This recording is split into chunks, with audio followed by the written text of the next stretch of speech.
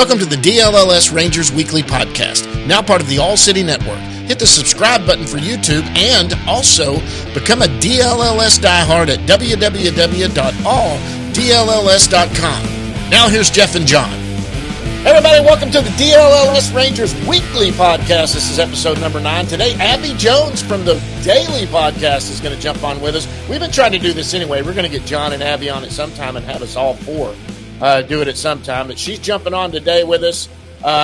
Dude, we're here. It's free agency. Hey, real quick, before we get you going, Jeff, hit the subscribe button down below there. Go over to DLLS_sports and hit that subscribe button also. Hit all you can see, follow us on Twitter, all of that. But free agency's here. It sure is. And, they're kind of in the exclusive window right now where players can only negotiate with their 2024 club. I mean, I don't want to say nothing, but almost nothing ever happens during this 5 days. Everybody needs to go to market, get their market set, see what else is out there, and then and that starts, I believe, at 4 p.m. Central Time Monday. Players are free to negotiate with all clubs. So, hopefully there's some positive groundwork that's been laid, that was laid at the end of the season. The Rangers have some decisions to make.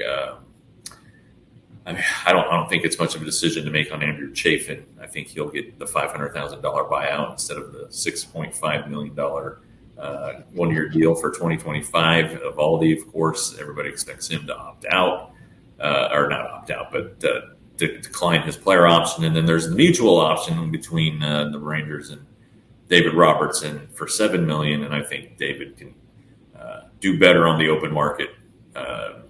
He had a good year.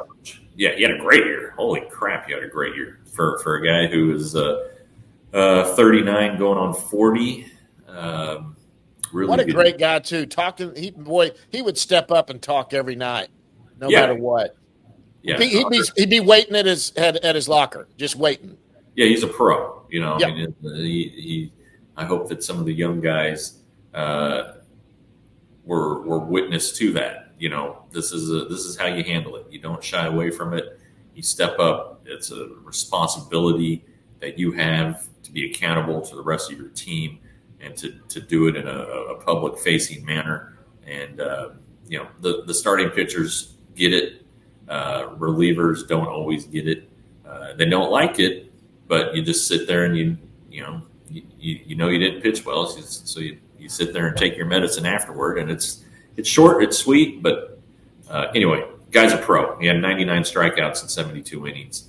He can definitely do better than $7 million in the open market. Hey, and the Rangers would be good to probably entertain bringing him back, him or Yates, either one. I mean, but Yates is a free agent also. There were a couple of minor moves. I mean, the trade Solar was traded to the Angels, and then the Angels had to make room. So I guess is that why the Rangers? What's the guy's name? The Rangers? I can't say it. Roansy Contreras.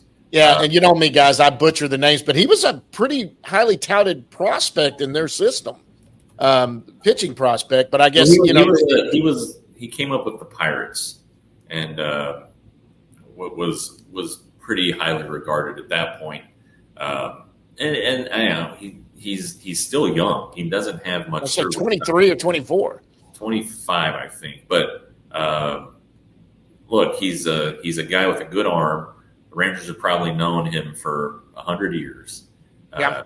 And he has, I believe he has minor league options remaining. So that's, if you're a team that's trying to put together, that's trying to build depth, and you're going to be running through a bunch of relievers in 2025. I mean, every team runs through relievers. Right. And you have an opportunity to get a guy basically at league minimum, and he has options. You do it. I mean, that's just it's kind of it's something every team would do, And it doesn't hurt right now. Right now, you do it right now, and then this could change before the end of the month. He might be DFA'd again for if other things come on. But why not put him in your stable for now? Yeah. And just see how the rest of this plays out. Sure, and Sometimes Mike Maddox can turn some of these guys into something different. Yeah, I mean, this guy used to be a really highly regarded prospect, and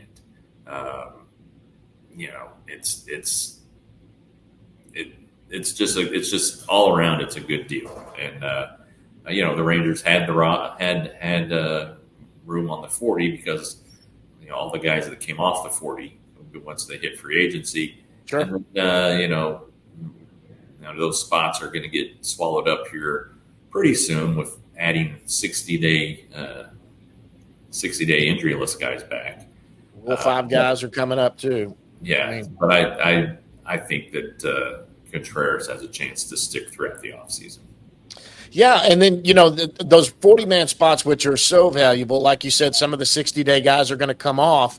But there's some other guys that are on the 40-man roster right now who, let's just be honest, I mean, may not be. And it may not be, maybe you can trade them for some bucket of balls and some Gatorade or something, but they may just be DFA candidates that are kind of hanging out there now, until you get to that spot. But, hey, we're here. Things are going to start rolling now. You're going to see who they get behind and who they don't get behind. There's some names that have been names in this organization for a while, highly touted, that the Rangers may kind of signal that there's other people they find more interesting than them. Basically, that's a nice way to put it. Yeah,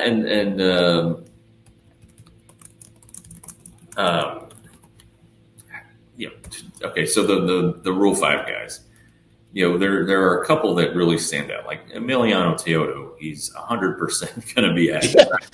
You're not exposing him in any way whatsoever. But then there's some guys that are kind of, do you do it? Do you not? Like, do you think like Abby Ortiz? Okay, sure. Do you think Abby Ortiz is going to get selected in the Rule 5 draft? That means he'd have to stay on a big league roster for the year. He hit some home runs this year. Average started out slow. He ended better by the end of the year. Maybe a team that's in total rebuild might throw him out and try to keep him, hide him on a bench and let him DH a lot and keep him in because then he would have options if he cleared the year. But he seems harder to me for someone because if they take him, they got to keep him on the big league roster for a year. He's not going to get selected. Yeah, right? That's what I'm saying. Yeah, I mean he struggled in Double-A for most of the year. He finished, sure. But that's it. So you're probably not going to protect him. Okay, are you going to protect Dane Acker? Dane Acker's a tough one. He had a really nice year at Double-A. It's so much easier to hide a pitcher on a roster. Yeah, it is. And if Jack Leiter and Kumar Rocker are going to be on your major league team, that's the pitching depth, right? I mean, that's exactly. So, you need a Double-A and Triple-A rotation. Acker, some of his numbers were down, I guess. And he had some trouble putting away hitters at times this year. But when we look at the final numbers, he had a great season, and he was fully healthy. And, that's probably the biggest thing. And if you're going to need a guy, you're going to have Teodo who will be on the 40, but you're going to need another one. And so do you want to, I'm sure there will be a bunch of guys signed to minor league deals like Jose Urena was last year, who never saw the minor leagues, by the way. Right. But, so I would say, you probably do want to protect Dane Acker. Where's Acosta on that? Does he have to be put on the? Yeah, Acosta's another guy who's eligible, and he had a great second half. He's doing okay, and he's tougher to Arizona hide on a roster. But I mean, how many? The Rangers have 2 Max Acostas. They have Josh Smith and Ezekiel Durant. Yep. And they have John Ornelas too. So he's probably not coming on the 40-man. No, they'll leave. I would think not. And it would be tricky for a team to carry him because again, he hasn't played above Double-A. So anyway, these are the decisions that I'm sure have been talked about, and the deadline to set the 40-man roster is November 19th. So here in the next couple of weeks, they'll do it the deadline day. It's not going to happen gradually. But they've probably got some stuff working now on some of these guys that are on 40-man rosters that they could look into. Or, look, and I've always thought of it this way too. Who do you value more? Do you value someone like Sam Huff or Max Acosta? Maybe you DFA one and take that spot with him if you're worried about it, although I don't think Acosta is going to get taken in the Rule 5. Yeah, the Rangers need to keep Huff. I mean, they don't have a backup catcher right now. I'm sure they're going to sign one or two or three. But don't they have Fabian up there too? And Sandro Fabian could probably get through waivers. Yeah. Would probably not be selected. He could probably get through waivers too. He's playing the Dominican right now. But this is kind of the cleanup portion of the offseason. This is when you have all the deadlines and whatnot. And, these 5 days after the World Series, we're on day 2, I believe, are pretty, this is when all the technical stuff, the contract stuff, the option stuff gets figured out. If you're going to extend a qualifying offer, the Rangers don't really have anybody who's a candidate for that. So this is just kind of setting things up. And then the winter meeting, or not the winter meetings, the GM meetings start next week. So they're down in San Antonio. Is that what you said? Yeah, it's in San Antonio. So it's a pretty busy time. And then, you'll get through that phase. And then, the 19th is setting the reserve list or the 40-man roster. The 22nd is the non-tender deadline. Then you kind of go into Thanksgiving and up into the winter meetings, which are in Dallas this year. And then you don't know what's going to happen. And then at some point by the 5th of December, that's the deadline for posted players or candidate, for teams in foreign leagues to post their players. So that between now, today is the first day, now and December 5th, we're all going to be on Roki Sasaki watch too, I guess, to see if he's going to get posted. So November 5th, is that when you said? December 5th is the December 5th. So is that when they have till then to post him? That's right. And then from there, it's 45 days for him to sign a contract. Has there been any leaks or anything you've seen that they, you and I've talked about him. Is there anything suggesting that they think he is going to get posted? Well, there's talk that he has language in his contract in Japan that says that he has to be posted. There, just people around baseball who think he will be posted. But, if you're his team, Chiba, and you want to get the most money for him, you're waiting. Yep. Until he's 26.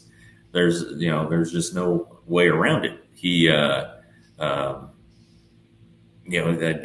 we've probably talked about this, but the Yamamoto comparison is really fresh, I'm sure, in their minds, because Yamamoto this last offseason at age 26, 12 years, $325 million deal. So his team, Oryx, got 50 million dollars. Right. All right. If Sasaki is posted this year and signs, let's say, for 10 million, let's say a team gets, these teams don't have $10 million budgets, but you can acquire more international cap space. So let's say he signs for 10 million just because the numbers are going to be nice and easy to deal with. The most that Chiba can get is like $2 million. All right. And let's just apply some common sense here. Now, if they don't do it, does it affect their future ability to get good players from Japan who have MLB dreams and stuff like that? I don't know. It's complicated. It's a catch-22 situation for Chiba. Let's be honest. If there's language there, sometimes maybe that kid you're getting out of high school, I guess they draft them over there out of high school, which is baseball's huge. And maybe that, hey, we'll let you leave early if you're that good. We'll put something in there. Maybe that's what he did. Because there are some Japanese players. There was one in particular, I don't remember the name. He did not enter the Japanese draft. He entered the Major League draft. And somebody took him. Junichi Tazawa with the Red Sox, I think, is who did that. Yeah, he said, "I'm going over there." A great career. He was a reliever. I don't think he's not in the league anymore. But yeah, and that's kind of like there's a gentleman's agreement that you just don't do that. That major league teams don't do that. And draft players from over there? Yeah, or not draft, but try to sign these guys who are eligible for the Japanese draft. But it's just a whole complicated, messy issue. But I think if Major League Baseball wants Sasaki in Major League Baseball, which I think they would, they should create a situation where the player's team gets money on the back end of the big deal, or all right, for this category, this kind of player, you do have to post $20 million to negotiate with them, something like that. Just it makes the player happy. It satisfies the team a little bit more, and then it satisfies baseball for getting the best players in the world into the major leagues. Into the major leagues.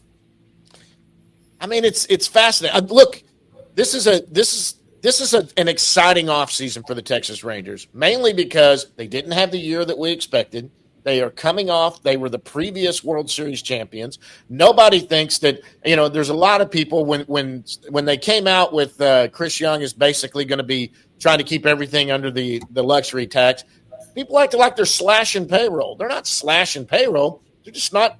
They got a budget. They're going to spend this much. That's what they've got to spend. Well, I'm a little less optimistic on this. I think that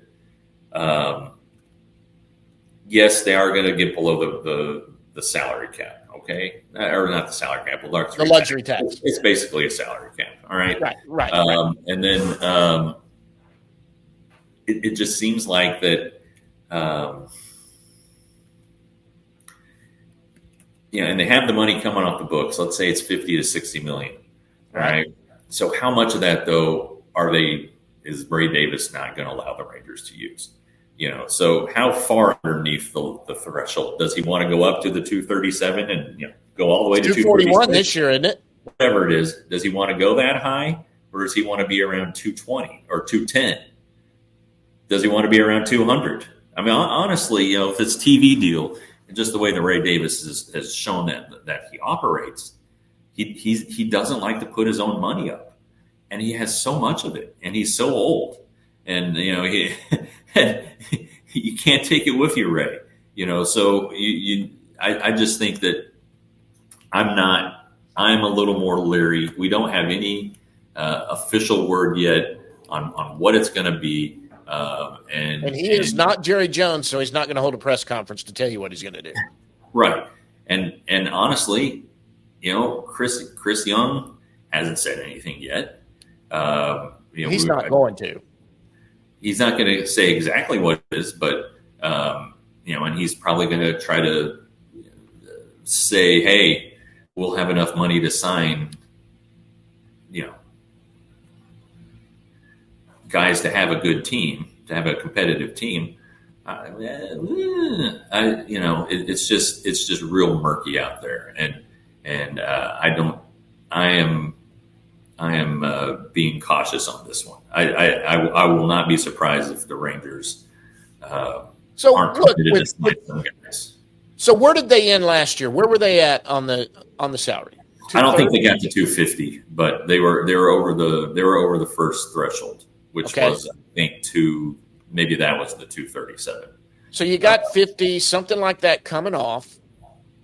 I saw somewhere where they're sitting right now at going to be sitting at about 160 to 170 right now. Somewhere in there. That may be wrong. I don't know. But even at that, if you're going to go up to say 220 and you want to stay still 20 million underneath, also understand too, people, that 20 million underneath could be at trade deadline. You could take on a salary and still stay within that whatever. I mean, you're talking, they've got, it seems to me they've at least got 50 million to spend, 40 to 50 to 60 million dollars to spend at least. I mean, you can get comparable players to go with the superstars you have out there, I think. One of them is going to be – your big one's going to be a starting pitcher. You're probably going to go at least $20 million on a starting pitcher. That's whether it's Nathan Eovaldi or – Eovaldi's going to be more than $20 million a year. Right. So let's say he's 30, whatever. He's 25, whatever he's going to be. I don't mind working somewhat within a budget, but I'm going to be disappointed if it is keeping around 200. That's going to disappoint me. If you want to go at 220 to 230, I still think that's room to do stuff. And I understand working a budget. I do. I'm a fiscal guy is what I am. I don't want you to be stingy with your money, which he wasn't for a couple of years, but I also don't want you, to be stupid with your money. Look at what look at the situation. Well, Cowboy fans are seeing it right now because Cowboys were stupid for years and just blowing money, and now they're seeing. Of course, they got an idiot running it too. But there's different ways to do it. If they come in under $200 million, I'm going to be pissed. Quite honestly, I will. Yeah, and at that point, if that's the kind of commitment that Ray Davis is going to put on the team, he needs to sell it. All right. Yes. If he's so burdened financially by this team, then he needs to get rid of it. I mean, okay, so hey, Ray Davis. The last time I checked, his estimated net worth $3.6 billion. Okay. Yeah. That's billion with a B. Let's say the TV revenue is only $25 million this year, and they were budgeting for $75 million. I mean, he could come up with $100 million. If he's worth $3.6 billion, he has 36 $100 millions. Yep. I think he could spare one of those. Yeah. No, I agree. And the better the team is, the higher those TV revenues will go every year. Right. You got to have a good product. Absolutely. A product that somebody wants. Yeah. So that's part of it too. And so I don't know. I just think that there's a lot. I don't want to be the bearer of bad news because we just don't know. But I'm staying forever optimistic. Okay, go ahead. So I am, and that brings us to one fiscal decision that you and I have talked about many times that could be there. He did opt out. He did get it yesterday. Was Jordan Montgomery, who exercised his option or whatever you call it. He took it. He's now owed $22.5 million, and everyone around baseball seems to agree that he is on the block. That they're going to look to move him. I think the owner Ken Kendrick pretty much solidified that just with his comments immediately after the season. Stupid. I'm sorry, stupid. I know it was you can regret your trade. I get that. But I'm going to tell you right now, he has opened himself up to players looking to sign there, going, "What are you going to trash me if I have a bad year? What the excuse my language, but what the fuck?" I mean, that's ridiculous to talk that way. You can say it behind closed doors. You can throw shit against the wall. You can cuss out your general manager, and you can act like a dumbass. But you don't come out publicly and say, "Hey, I screwed up. We did a horrible signing. I made a huge mistake. It's my fault." That does not send a good message to future free agents. It doesn't. But money talks. It's not like Arizona's a big spender. And sure. They could be, and they were this last offseason, I guess, kind of going all in, and you take a chance, and it didn't work, and I think that with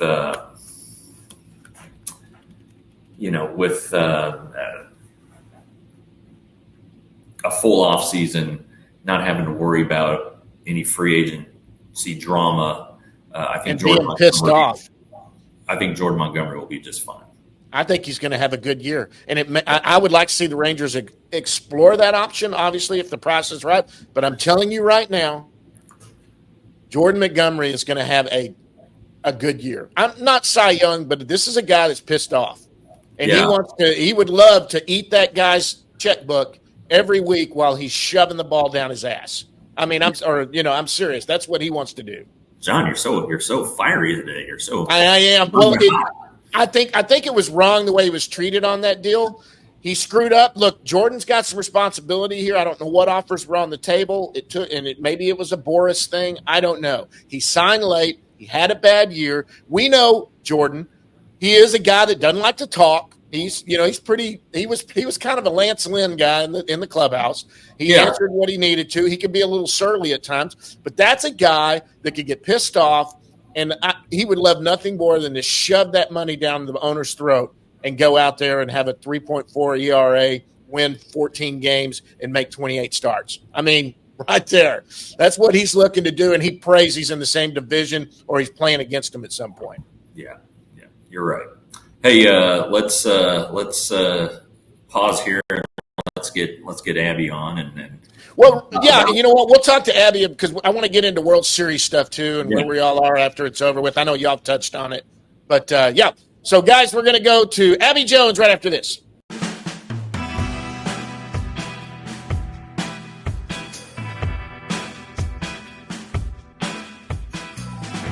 All right, guys, and joining us right now from the DLLS Daily Show. If you guys are watching it every day, and you should, we hit on it every week. It's Abby Jones. Abby, what's up, girl? Hi, how are you guys? We're good. You're about 30 feet away from me. We're just in separate rooms right now. I thought the brick looked familiar. Yeah, at the DLLS World Headquarters in downtown Dallas. For my protection, I'm in an undisclosed location right now. Yeah. But it's our usual studio. We were just talking about a lot of things. John got pretty fired up about Jordan Montgomery. Even used some curse words. And I put this on the Twitter last night after Jordan. I saw your tweet. Did exercise his option. What do you think? How much money do the Diamondbacks need to eat in order for the Rangers to feel comfortable getting Jordan? I don't know. I mean, we all know what Jordan Montgomery is capable of. This last season was not his best season. It doesn't mean that, his next season's going to be his best season, but it also doesn't mean that this past year is going to be a repeat. I'm not sure that, the $20 million is what he's necessarily worth. I'm not sure how much of that the Diamondbacks would be willing to pay. I'm not even really sure if the Rangers would be the fit for him at this point. It's like it worked once, but just because it worked once does that mean it's going to work again? I'm not sure. I think that there are other, players that make a lot more sense. So to be honest, I'm not even really sure if I would go the Jordan Montgomery route again. I would. I think that if you look at his career as a whole, that this last season was an aberration. It's not who he is. With Maddox too, he's got a history with Maddox that goes back to the Cardinals. Yeah, so I think of the 22.5, I think Arizona would have to eat at least 12.5, maybe even 14.5, and you can do that with putting in some better prospects, whatever it is. But you saw the owner's comments, and it's clear that I can't think the die has been cast. I guess it's been forever stained that relationship. Yeah, that didn't work out there. Yeah, so I think with a full off season, I said this to John, with a full off season and not having to worry about where he's going to go and getting mad at Scott Boras and all this stuff, that he's going to be fine. The question, though, I guess, is do you do that in addition to trying to re-sign Evaldi? Do you do that your backup plan if Evaldi goes somewhere else? How long do you wait on it? So because I would think other teams would be knocking on the Diamondbacks' door as well. Yeah, I mean, that's kind of what I was saying. Like, I think that there are other options that do make a lot of sense. And I could see Jordan Montgomery does fit in here. We know that it worked before, but if that means that I get Jordan Montgomery, but I have to give up Nathan Evaldi, I'm not taking that, with the starting rotation, I mean, we know, how Bruce Bochy ultimately wants to go about it. We have an idea how the pen is going to look. I was actually taking a look at the guy that the Rangers got yesterday, had his best year in 2022. Going to take, just a second for things to work out there. But it's one of those things like, can you have your cake and eat it too? Yeah, I think it would more come down to, I really think they're going to re-sign Evaldi. I feel pretty strongly about it. I do too. I think he wants to be here. So if that's the case and you have, I don't know, let's say $9 million for one more pitcher, would you rather it be Kirby Yates or Jordan Montgomery? I think it's apples and oranges. Right. Yeah, now you're talking different. Well, I think, I don't know. What's your answer, Jeff? I think it would be, I would rather have a good closer. I really would. I think if you're going to have Evaldi, DeGrom, Malley, Rocker, Leiter, Bradford, John Gray, who we all keep forgetting about, John Gray, if you're going to have that pool, you need to allocate some resources to the bullpen. But however, and what we have known, the way this goes, and we've got to be honest, yes, we've got a fully healthy DeGrom and we got a fully healthy coming back Rocker. They are not going to pitch 150 innings this year. They are coming back and have not. They're going to be limited on innings. Nothing is more important than depth in your starting rotation, and that means having people at AAA or whatever. I'm telling you right now, when I say about Jordan Montgomery being back here with Mike Maddox, who he's been with not only with Texas but with St. Louis, he was successful with him. He likes Mike Maddox. He has a full offseason. It's got to be the right price. He is an add-on. He is not, that's my first target. That's go get Evaldi, go get whoever you're going to get. You're going to go sign a big-name pitcher. And can we also get Jordan Montgomery? And then maybe Leiter goes to the bullpen or he stays in AAA as that backup. You're going to get some minor league free agents, too, that are going to be invited to spring training. They do that every year. Some of those fringe starting pitcher types that look at their opportunity. But you need more than 5 starting pitchers. You need it, but it's got to be the right price. No, you're not going to be eating $15 million of Jordan Montgomery's salary. It doesn't work with those numbers. Yeah, I think the right price is the name of the game here. If you can have it at the right price, by all means, the more the merrier. In that case. But if it's going to cost you elsewhere, I think that the Rangers would just probably feel better delegating their money other places. Yeah, true. It'd be a lot better if the owner would just say whatever you need, guys, whatever you need. Don't worry about it. Yeah, but jeez. Yeah. Well, my point, Abby, where I got fired up about it, I thought what the owner for the Arizona Diamondbacks did was stupid. You can't come out and say something like that for future free agents. I know money talks, but if they're going, wow, you know what? If I don't have a good year, are you going to throw me under the bus every time that I don't have a good year after you sign me to a big contract?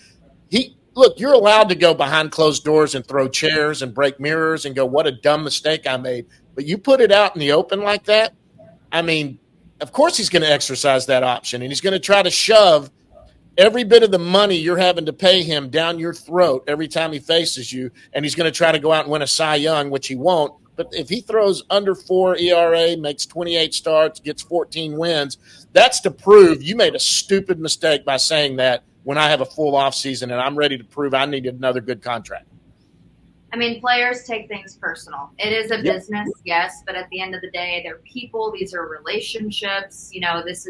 There's times in your career where you're going to end up back with the same team. My dad played for the Tigers for 2 different stints, and, there were age gaps in between. So you do remember things about the front office. You do remember those conversations that you have. You kind of always want to leave on a good note just in case something happens, and down the road, you two are the perfect fit for each other.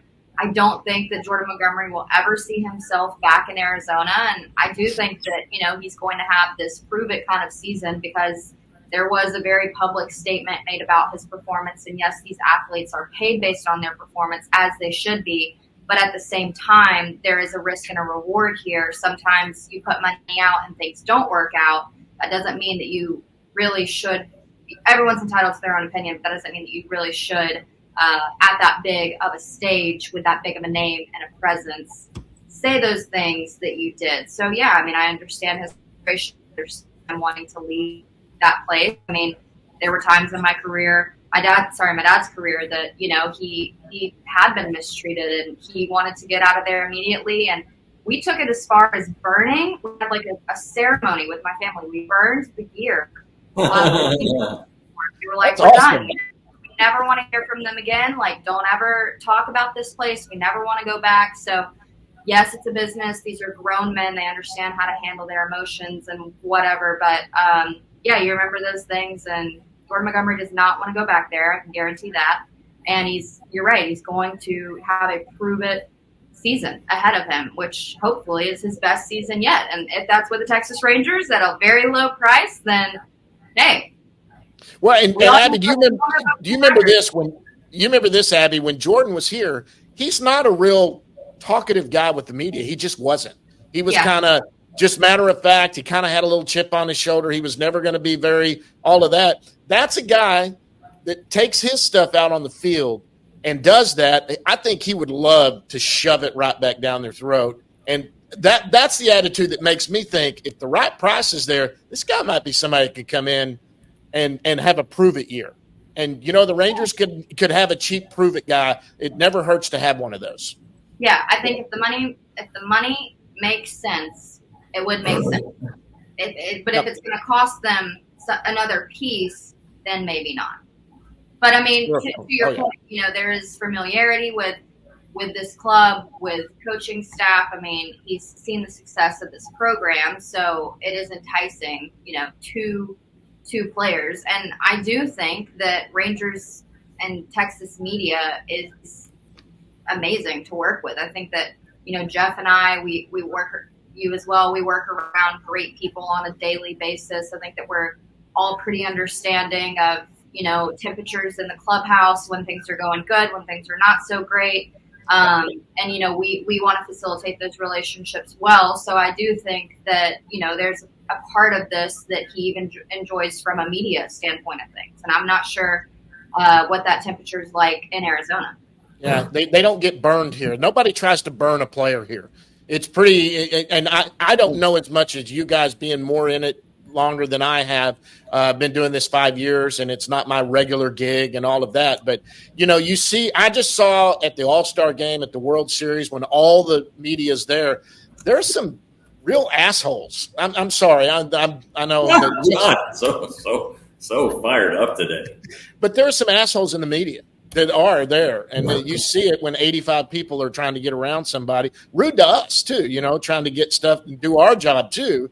And so, I do think the players enjoy it here because the media here they work with them. Look, you got to do your job, y'all more so than me because it's y'all's full-time gig.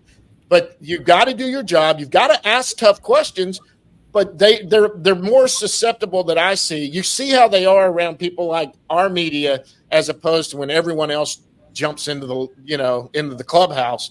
Well, I think on that point, my dad had such an extended career. We kind of, it's the reason I wanted to go into media. I wanted to be one of the people that players can trust, that players can, confide in. And hey, if you tell me this off the record, it's not going to go anywhere. Also, off the record. I want to, you're a person too. I know that it was a tough game. I do have to ask those tough questions, but we all have our days. We're human. We're going to make mistakes. So it's not the end of the world here. But my dad talked in depth. He's like, players, baseball especially, we remember the media that's there every day. We remember the media that's there when we're playing Oakland, and it's a West Coast game in the middle of August and nobody wants to be there, but you guys show up. So I think, just with the World Series, that's such a big media event.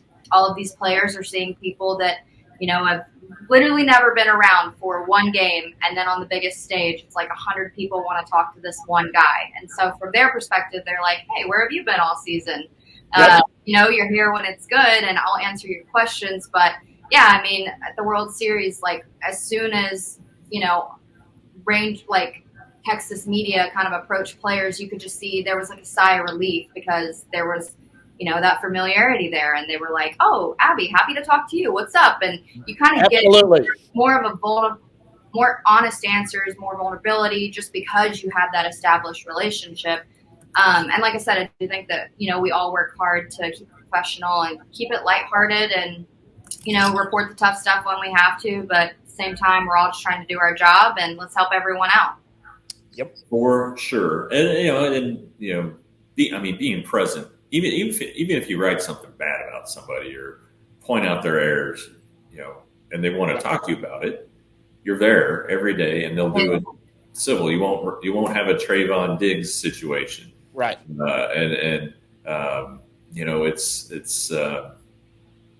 It's tricky, and it starts really in the case of a free agent. Introduce yourself the day he signs. Let him know, hey, we're going to be around, and then with a player like Josh Young, it's like, talk to him when he's in minor league camp. Talk to him when he's in AAA. On this show before, when we were at Rangers Today, he was our second guest. Ever. He was on our second episode, and so it's just kind of forging these relationships, and they know, and but they also understand that we have a job to do, and that way they don't get the red ass when we're like, hey, you've given up 15 earned runs in your last 2 starts. What the hell's going on? They'll give you an answer. They won't try to hide away from it and be like, I'm not going to talk to them about that. Blah blah blah. So anyway, being present, kind of like with your kids, being present is a big deal to these baseball players. Yeah, and I mean the Rangers, I think have one of the best clubhouses in the league. I mean, Marcus Semien stands in front of, and he said, to us, Jeff, he was like, this is just as much as a part of my job as going out on the field. I am accountable for everything. You guys should feel the option to approach me. You can ask these questions. Jacob deGrom, always at his locker after a start. Max Scherzer, always able to address the media. So, they know their responsibility, and like I said, each of us have a job to do. But the Rangers are so fantastic at instilling, I guess, the, just the unspoken kind of request of media and that relationship there. So, yeah. I mean, we work with a fantastic team. I can't speak on really any of the others, but I think we're pretty lucky out here in Texas. Well, and I think it has made a difference with, you talked about our market not being cutthroat. I think the best example is Evaldi with that. I mean, he jokes around with us now, and at least with me, I don't know about you guys, but he's laid back and will talk to you off the record and say things that I don't think he probably would have ever said in New York, because there are probably 3 times as many media members at a game, and all those outlets, they're trying to outscoop the other one. And look, in this day and age, whether you're following the presidential election or you're following your favorite sports team, newspaper outlets and website outlets, they have to generate income with clicks, and it's a legitimate thing. And we're not, fortunately, at DLLS and at Rangers Today. The great thing was I didn't have to worry about that. You write what you write, and who cares? You're just out reporting the right news. Now, sometimes there's going to be stuff. It's like, God dang it, we got to write that. Everybody's writing, like all this Jerry Jones stuff that Clarence and Joe Hoyt have had to write. You have to write it because it's the news. But I just think that people want to come here because we are a big market, but we're not out to get you. We're going to treat you fair, and I think it's a good fit, going all the way full circle for Jordan Montgomery. But we got to put this part into it too. The Rangers apparently didn't offer what Jordan wanted, and Abby said you can take things a little personal, and now you're going to get me at a discounted rate. I think he'll do good here, but there is part of that in the back of his mind too. Well, I signed with Arizona, but I could have signed here. He did enjoy it here. He came up and gave me a hug at the parade, when I went up to shake his hand, and he gave me one of those bro hugs and stuff, and and all of that. And I was like, wow, I didn't expect that. But I mean, he was in a great mood and happy after that. But that's in the back of your mind too. You kind of can remember too. You guys could have had me. Well, but again, that comes down to the advice he's getting from the agent, sure, all that stuff. And he did fire his agent, so yeah. But anyway, so we've talked for 40 minutes on Jordan Montgomery in this episode. Right. So we have other things to talk about. Abby, it's Friday, November 1st. November 1, 2023 is the best day in Rangers history. No questions asked.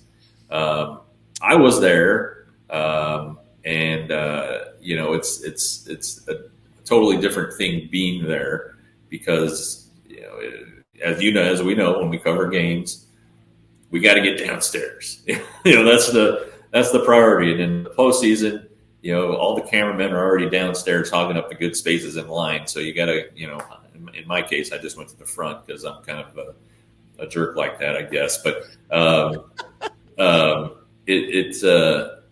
there's a rush of information, and then you're at your visiting ballpark, so you're trying to figure out where to go to get onto the field, and then by the time you're on the field, everything's already been happened, so you're trying to catch up and see the people you need to see.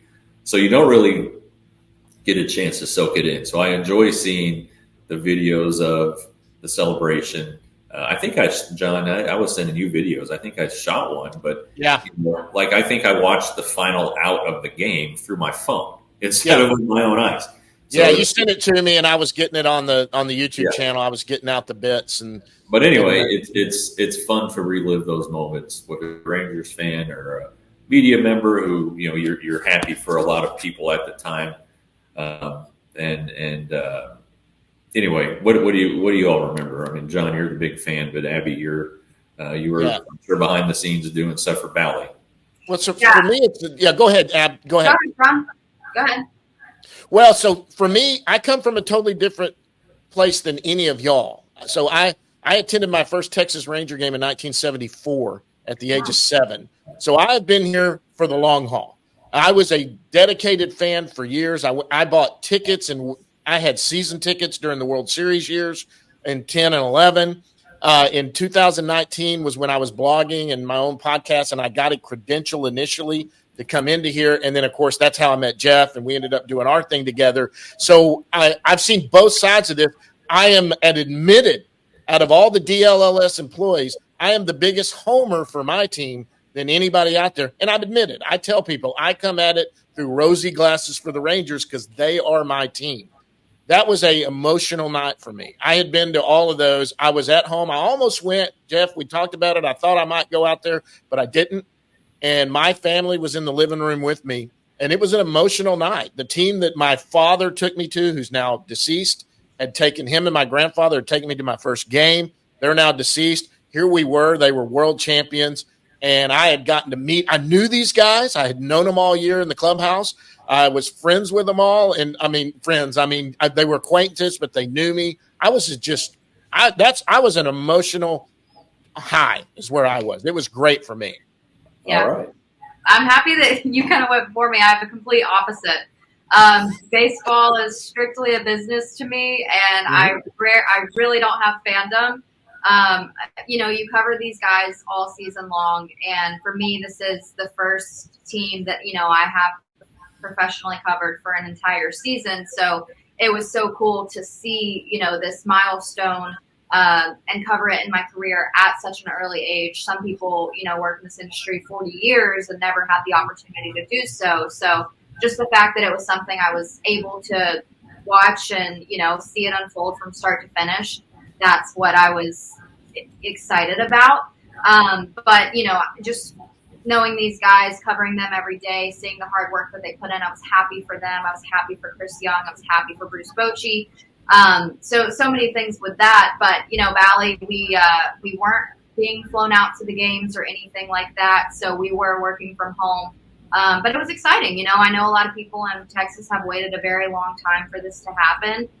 This is, the reason that Bruce Bochy came out of retirement and wanted to come back. And, it's exciting what he's doing in Major League Baseball, and he's going to be a Hall of Famer, no doubt. To see the perfect storm, this team, had some similarities with the, I don't want to say too much, but, just I guess from my dad's career and going to the World Series as a player, I've had a new perspective on it, and I could kind of appreciate, the free agency signing that kind of cultivated this team and the perfect storm that was brewing for 2 seasons that nobody really noticed, and, just a Cinderella story here in Texas. So, yeah, for me, not too emotional about it, but it was a heck of a great day, and can't believe that in my young career I've covered a World Series, an All-Star game, even in the NBA Finals. So I absolutely love Texas for just the winning culture that this sports team is part of. Yeah, it's, I was there in 10, I was there in 11, and, I remember this after Game 6, in St. Louis, and seeing they had the damn tarps down. They had to roll them up so the plastic was out. And then the next day when they lost Game 7, and going through the clubhouse and seeing guys like Michael Young just not distraught, but he was a professional, of course, but you could tell it was eating him up. Dejected. He was dejected. He was just and just all those guys. And so then to come to this year and to see the celebration and see it through, and for me personally to get the book deal and the money that came along with that, I was happy. I'm not gonna lie, I was happy. I didn't sleep that night. I had to get the book written. I went to Del Taco twice that day. It was I love Del Taco, but it was good times. But then after the parade, that's it. It's all over. It really, that's the way it is. You just kind of you have to move on into off-season mode and get going. I'll say the parade was very cool. I loved the parade. I've never been to any parade, so that was kind of my first go there, and that was amazing. Again, hugging everybody and just kind of saying congratulations, and them looking at, thanks for, what you did. And I'm like, I didn't do anything. I was, don't even include me in your success. Like, this is about you. But it still was cool that, they were kind of taking the time to say thank you. Mm-hmm. I think the even cooler moment was opening day this year. That to me is what made it real. I mean, seeing Boch and Josh Scoors carry out the World Series trophy, just seeing the banner be presented, like, that gave me chills. And if I was way more emotional about that than the actual game or the parade itself. That to me made everything feel so real. Well, banners fly forever, right? That's right. It's so cool. And hey, I want to give a big shout out to you guys. If you guys aren't watching the daily podcast with Radigan and Abby and Jeff, it's fantastic. I mean, I'm just stoked to be a small part of this thing and keep our weekly one going. But it's been so fun to watch, and do that. And so how do you like it so far, Ab? I mean, hey, let me ask you this. I saw you the other day were you wearing a Texas Longhorn shirt? I was. Are you a big UT fan? No. Oh my God, I am. So I thought, Abby and I are going to be toasting this. What is it? You just sports gear? Yeah, I moved to Texas, and I was rather excited about the state itself because I actually have always wanted to live in Texas. Friday Night Lights was like my favorite school and favorite show in high school, and I always said I would live in Texas. So it just has Texas across it. I wore it here. I didn't even know it was the UT, which also Texas, not the Texas OU week. Yeah. Yeah, and somebody was like, "Oh, did you go to school there?" And I'm like, "Oh, absolutely not. I like the shirt." So, yeah, I'm kind of the worst. I'm really not a fan of truly any team. So, no, it's cool. It's cool. I just was like, wow, she's wearing a UT shirt. Where did you go to college? Stanford in Birmingham, Alabama. Okay. Yeah. All right. Your family's from there, right? In that we're. Yes. Are y'all live in Alabama? Mm-hmm. Okay. So. Well, but anyway, how you like working with me and Rads, or is it just the worst thing ever? It's awesome. Yeah, it's awesome. I love getting to be a part, of the Rangers every day, and just the access that we get is so fun. I mean, for me, literally growing up at the field. I mean, I went to all of my dad's games, so I really don't know anything different than being at the baseball park. And, Jeff, those are long days. I mean, you get there at 2 for a 7 o'clock game, and you're there until 11. But when you're working and, that's what you consider your job, it truly doesn't feel like work. We have some of the best people here. It's fun. I mean, Jeff is a baseball encyclopedia. It's awesome, isn't it? Amazed by his memory. I literally fact check with him. I'm like, hey, Jeff, this was this date. And he's like, oh, yeah, bottom of the ninth, 2-2 count, this pitch. And I'm like, all right, you're better than Google. Raz has a great story for everything. So it's so much fun for me. I mean, I've always wanted to do, on air full time. And so this is kind of the first place that's really taken a chance on me and given me that opportunity. And I'm really grateful to be here. And I'm excited for 2025. Yeah, Ab, though, I'm gonna give you some credit, Ab. You do your homework too. You've got some good stuff you pull up for every show that I've noticed. You do that. My job when Jeff and I did this I've got my opinions because I'm a fan and all of that, but I have always driven I'll call myself the bus driver, and I always drove the conversation to Jeff's brain is where I always try to get it. And this is why our show, including y'all's show, is so successful. When you have multiple hosts, you get multiple opinions and multiple things, and they are the ones. It's why your show's doing so good. It's why ours has always been successful. It's so much more fun to have multiple people there talking to each other. I love it if someone goes, John, that's just the stupidest thing you've ever said. That's the great part about it. But y'all's crew is so great, and it was great when this thing was coming together, and we were at the ball field and talking every day, and I was so excited for you guys. And now we're in it. Our first big off season's going. We're ready to rock and roll, and thanks for stopping to come down. We're still going to do one. Jeff and I have kind of talked, and we want to do maybe a live show one day we did one at a brewery last year. We had about 200 people show up. Oh, heck yeah. And we had, and get all 4 of us out there. We had, who did we have? Spores and Maddox and Dix and Derek Holland. And Derek Holland, who all have told me they want to do it again. Every single one of them have told me they want to do it again. Yeah, live show would be so fun. It'd be a lot of fun to do. And I know that brewery would have us out. They started talking to me about doing it again, and I'm like, okay, you know what? We got to go through a whole season. We're not going to do it during the season. It's just way too busy. Yeah. So, anything else, Jeff? No, just see you at the Daily Show in 58 minutes. I'll actually see you before that. But yeah, anyway. And I'll see you next week. We'll do another one, guys, before that, and then we've got Do It for Do It next Friday. Abby Jones joining us. Abby, thanks so much for coming on. Thank you, guys. I enjoyed the combo.